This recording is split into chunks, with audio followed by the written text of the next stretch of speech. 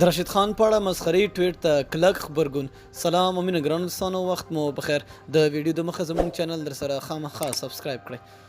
د افغانستان او انګلستان کرکټ ملي لوبډلې ترمنځ په تیره سیالۍ کې په افغان لیګ سپینر بالر راشد خان باندې نړیوال ریکارډونه جوړ شول. نوموړي په 9 اورونو کې 110 منډې ورکړي چې د پروان نړیوال جام کې د یو توپ اچوونکي لخوا تر ټولو ډېرې منډې شمیرل کیږي.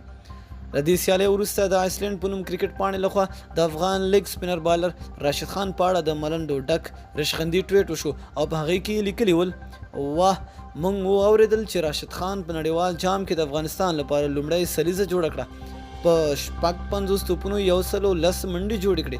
دا په نړیوال جام کې تر ټولو زیاتې منډې دي چې یو توپ اچوونکی ترلاسه کوي او ډېر ښه بیټینګ د یو ځوان لوبغاړي لخوا ترسره شو. له دې ټویټ وروسته انګلستاني لوبغاړو کلک ځواب ورکړ. د انګلستان پخوانی لوبغاړی لوک رایټ لخوا ورته په ځواب کې ولیکل شو: ډېر د چټیاټو ډک ټویټ.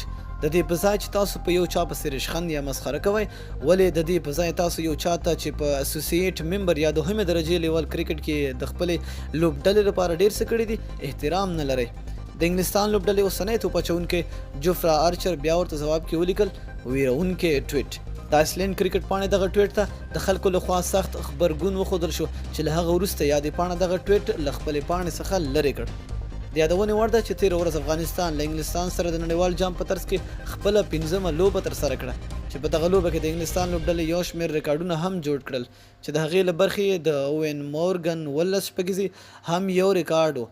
همدا لامل و چې د راشد خان څخه په 9 اورونو کې 110 منډې واخیستل شوې. مننه چې ویډیو مو راسره تر پایه وکته. د لا نورو ښکلو معلوماتو لپاره زموږ چینل در سره سبسکرایب کول مه هېروئ. تر بلې ویډیو د لوی الله په امان.